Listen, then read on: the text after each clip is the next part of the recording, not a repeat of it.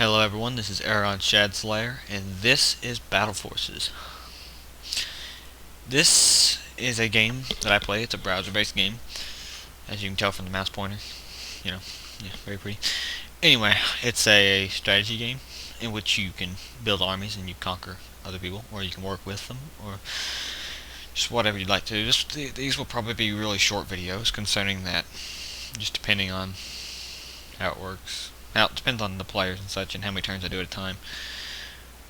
The green dots over here, yes, it's Internet Explorer because I want to keep my Firefox separate. That's my personal Explorer, Internet Explorer. Now, the green dot there, that means the player has submitted their turn, and since all players have submitted their turn besides me, once I submit my turn, I can actually play the next turn. So this video will have 2 turns in it.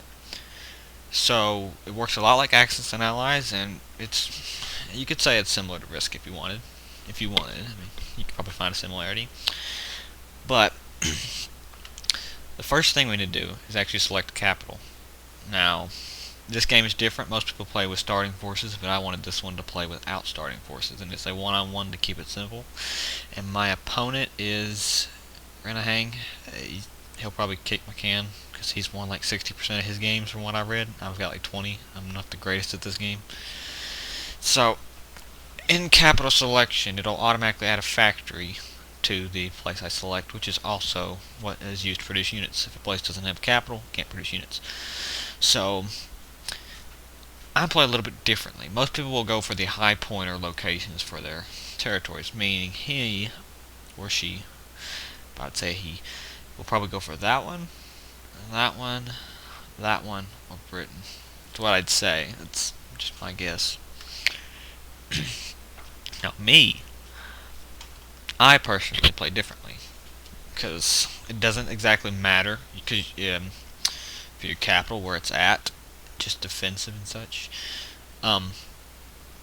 If you place a factory on a territory, like if it's a 7, like that one, it can only produce 7 units a turn, but your capital can produce as many as you can pay for.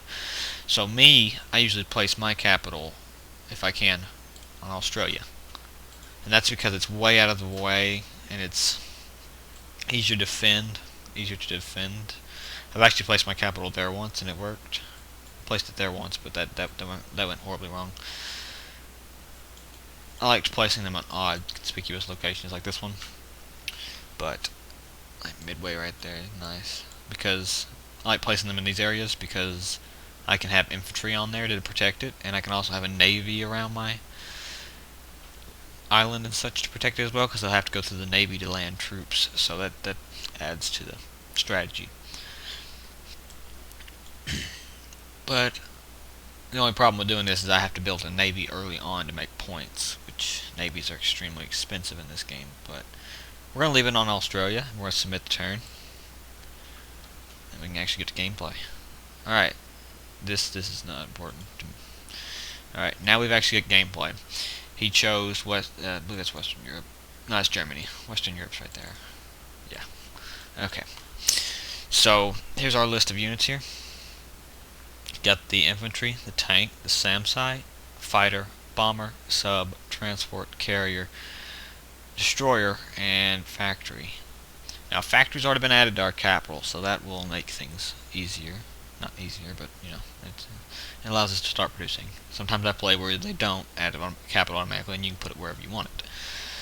But this one isn't. So, there's more info here for you. You can pause the game and look at that. This game's not ran with dice. It's actually based on percentages. So, yeah, you can just look at that if you need to. The stars over by the ships down here mean that it's the same. There's no difference. You can see that on the bottom. Attack values are used for all combatants. Alright, so what we're going to want to do is probably be extremely cheap the first round. So we can get, I'm going to say, a transport carries 2 units of either 2 infantry, 2 tanks, 2 SAMs, or you can mix them with just 2. I think it carries 2 SAMs, but nobody ever puts SAMs in tanks. So I'm going to make 2 transports, I do believe. And that'll make, let's put this one up here. Yes, up there. That'll give me some space to move my ships around and conquer territory rather quickly.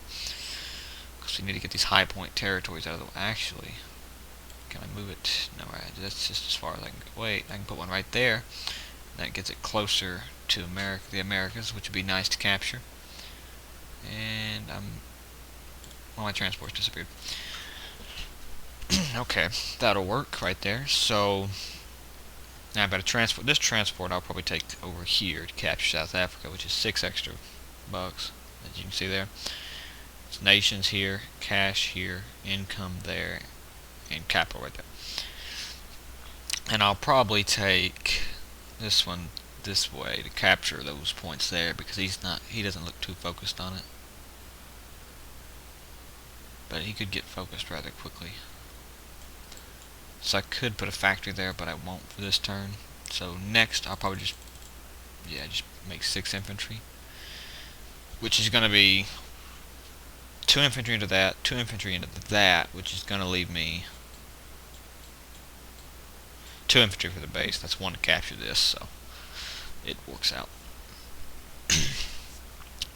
So I'm going to go ahead and submit my turn, and that's it for now. That's Battle Forces Turn 1. Like I said, this is an online browser game, and I might post a link in the description if I can remember. And these will probably be rather short videos because of just simply how short the turns can be. Sometimes they can be longer, but the beginning's not. It gets longer. Anyway, thanks for watching. It's been Aragon Chat.